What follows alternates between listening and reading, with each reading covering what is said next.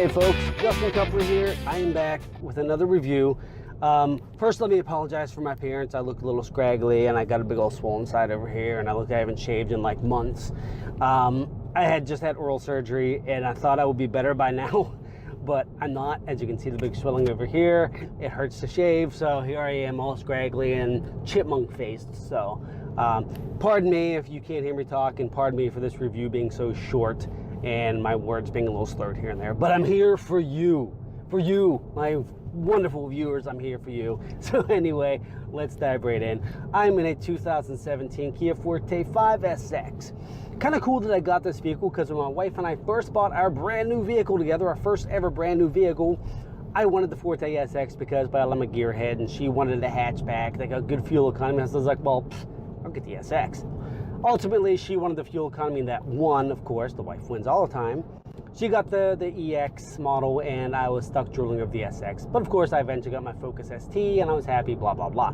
So it's kind of cool I got my crack at this, so I got to see what this is all about. Now, of course, the 2017 model, this is completely different than my, my 2014. On the outside, it has the brand new Kia grille that's bigger, bolder, the new headlights, new hood. Everything is new up front. The back end is pretty much the same from what I recall. But one area where it's not different is the interior. The interior is literally the exact same as my 2014, which is kind of a bummer. It has the same wavy thing on the passenger side. The seats are almost identical. The infotainment system is identical. The center console is the same. Everything's the same, except the steering wheel has a flat bottom on it. But I think that's more of an SX thing than it is a 2017 thing. So it's kind of a bummer this interior is so dated. Kia needs to really update this thing because it is very, very, very dated. But when you buy the Forte 5 SX, you don't give a damn about the interior. You're buying this thing for the powertrain, right? Right. So let's talk about that. This has a 1.6 liter turbocharged four-cylinder with 201 horsepower and I believe 195 pound-feet of torque. That all routes through as standard a 6-speed manual transmission. My tester, however, comes with the 7-speed dual clutch transmission, which I was excited because, well, I love dual clutch transmissions. But I gotta say, one of the downsides to this vehicle is that dual clutch transmission. I thought I would absolutely love it, but it's more of a mixed bag. Let's talk about the bad stuff first. The bad things are when you're from a dead stop. Say you're making a U-turn somewhere and you gotta mash that pedal to get going because someone's coming towards you. You mash the pedal, it just seems like there's about this second half delay that makes you pucker up just a little bit, wonder if that car is gonna hit you, if you're gonna take off in time before that car hits you. Now, of course, the car does take off in time and it zips right on, so it's really quick. So it zips right on and you're up to the speed of traffic, no problem before that car even gets close to you, but that is enough to make you tense up a little bit.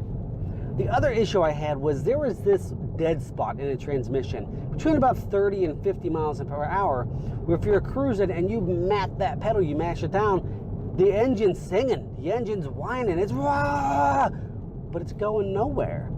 It's like the transmission forgot to shift, like the transmission just like disengaged. I don't understand what it is. I don't know if it is this particular car or if that's just an issue altogether with the Forte 5 dual clutch transmission. I haven't seen anything indicating that's a common issue, so my gut says it might be this car, which I have to tell Kia about so they know. But just keep that in mind when you go test this thing, that you want to try it out at all speeds and see if you get that dead spot. Otherwise, this transmission is amazing.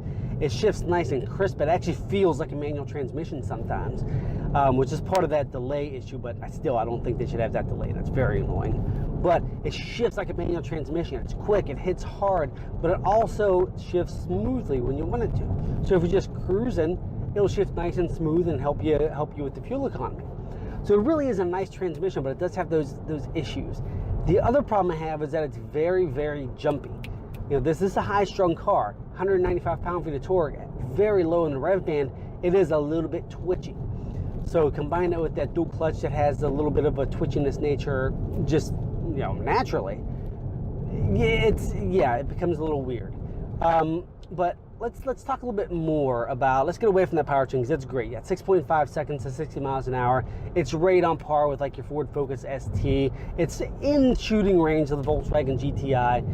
But the one thing you're not going to get with those two cars is the handling. Yes, this has a sport tuned suspension. That's a little bit better than the base Kia Forte, but it's not as good as your ST and your GTI, which explains why this thing is several $1,000s less than those cars. I don't have the exact price in front of me because I forgot to check, but I'll go ahead and put that price up right now. Okay, that's how much this thing costs. Here's how much a GTI costs. Here's how much ST costs. So you can see you're saving some cash there, but you are sacrificing that handling. But ultimately, for the price you're paying, you're getting a lot of car. It only has about 36 inches of legroom in the back, which isn't terrible for kids, but once those kids hit like teenage years, it's going to be a little bit tight. You get about 23 cubic feet of cargo room with the seats up. That's not bad, but it's just over 55 cubic feet, I believe, with the seats folded, which that's about average for the class. I like to see a little bit more. You get more out of cars like the Honda Fit and things like that. So I like to see a little bit more cargo room there, but in this kind of vehicle, low roof line, there's not much I can do with that until they actually redesign it, which is something he needs to look into, is redesigning this thing, because yes, that refresh is nice, but it needs a whole redo. I mean, the cabin is very much dated. The looks from the back are still dated. The front end looks pretty good, but the back is still very, very much dated. The infotainment system is dated. The audio system in this is not as good as I'd like it to be. And one thing I don't like about this audio system is when you get out of the car, you crank it down. I like to listen to the Howard Stern show. And of course, there's a lot of foul language. Well, when I get out of the car, I crank it down because my kids are going to get in the car. Well, I get back in the car, it's cranked back up. Every single freaking time that volume is cranked back up, and now my kids are listening to F-bombs. So, yeah, I know, you shouldn't listen to Howard Stern show, right? Well, screw you, I'm going to listen to it. Kia needs to fix that to where that volume just stays where you left it when you got out of the car instead of cranking back up. Don't know why it does that, but it does. So be it. But anywho, the Kia Forte 5 SX is a great buy for its price. Got great straight line performance. The handling is good.